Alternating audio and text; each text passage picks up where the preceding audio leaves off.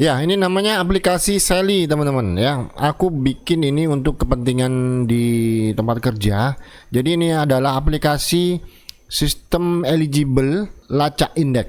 Nah, ini guys ya. Coba kita lihat dashboardnya seperti ini guys. Dashboardnya di admin ya. Dashboard di admin tuh kayak gini. Oke, kita sign out dulu guys ya. Nah, ini teman-teman, sistem eligible dan lacak index ya. Namanya Sally. Yeah. Lucu namanya ya. Namanya mungkin teman kalian nih.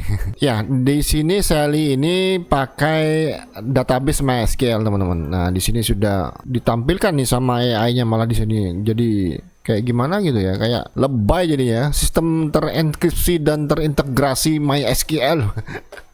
Lebay nih AI-nya, padahal aku kasih perintah itu. Nah, ini teman-teman ya. Di sini saya memberikan perintah, pastikan data tersimpan di database MySQL secara permanen dan pastikan pula aplikasi ini berjalan dengan sempurna.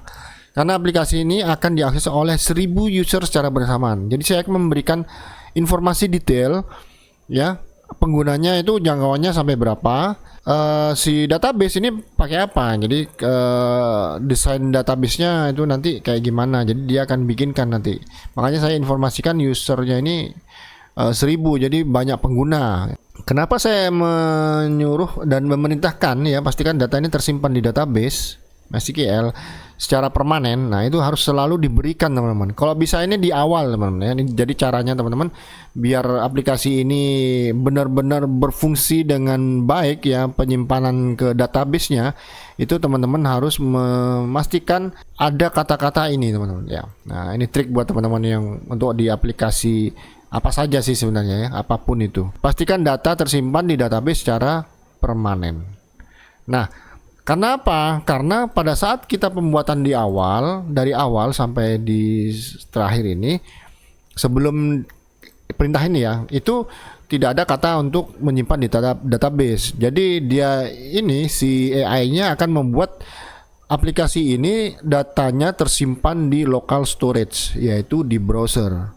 Nah, gitu teman-teman ya. Misalnya kita ngeset, jadi tersimpannya di local storage, di browsernya. Tapi kalau tidak bisa multi ini ya, multi user jadinya, hanya bisa dikerjakan di komputer ini saja. Case-nya hilang ya hilang juga. Nah, gitu teman-teman.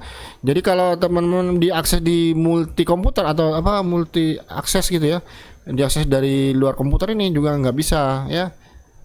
Datanya tidak akan tersimpan di komputer yang lain, akan tersimpan secara mandiri, artinya tidak terkoneksi ya dengan komputer yang lain. Jadi nggak bisa multi connection, cuman satu koneksi aja.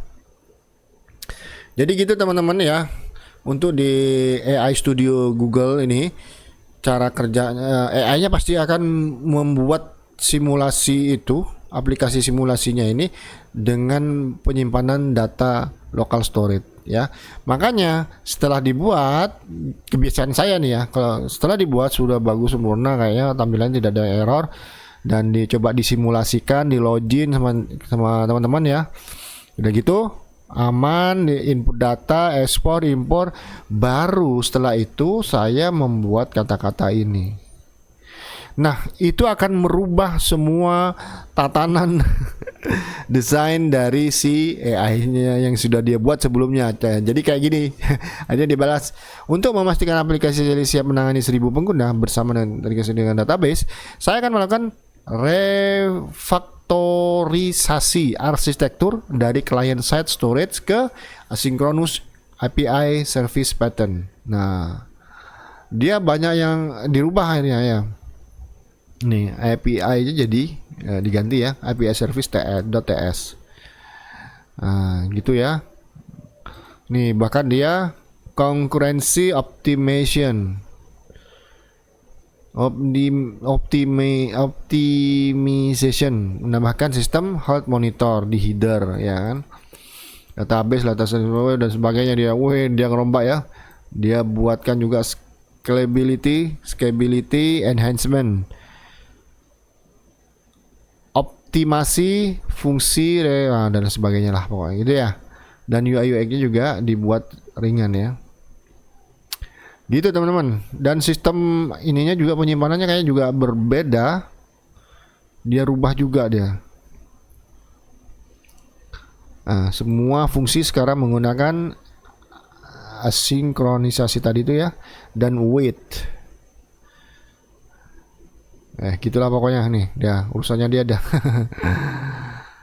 Jadi aku buat seperti itu. Akhirnya berubah teman-teman, tampilannya juga berubah, dan ya ini ada tulisan begini-begini akhirnya nih. Sistem terinskripsi. Oh gawat ini, lebay ini aplikasinya. Coba kita admin ya. Nah ini jadinya kayak gini guys ya. Jadinya ini manajemen usernya, impor, ekspor, dan di sini loh ada cluster production node 1. Lebay banget nih kelas. Jadi kayak aplikasi kelas ini ya, corporate gitu loh. Enterprise. Nah ini ada tulisan enterprise di sini guys akhirnya. Ya saya nggak ngasih perintah nih sebenarnya, dia sendiri yang ngasih nih. Permanently synchronize with MySQL Cloud Database. Lebay banget ini aplikasi. Latensinya 7 ms nih guys. Nggak tahu dia tuh ngeping kemana nih 7 ngitung latensi. Dan setiap ada perubahan teman-teman, dia akan menaikkan Sally versinya, versi 19 nih 18 ini belum berubah, yang di sini di atasnya. Ini di bawah sudah berubah. Terus 9. Ada update lagi akan berubah lagi ya. Oke gitu guys ya. Jadi itu triknya teman-teman, tips dari saya sih. Jadi tipsnya seperti itu, tips dan trik bagaimana cara agar database itu bisa menggunakan database di luar data local storage ya.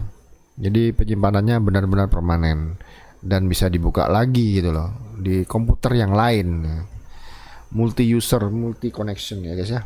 Oke, saya rasa cukup sampai di sini perjumpaan kita kali ini. Semoga teman-teman mendapatkan apa yang sudah saya jelaskan. Semoga bermanfaat. Sampai ketemu di video berikutnya. Assalamualaikum warahmatullahi wabarakatuh. Bye bye.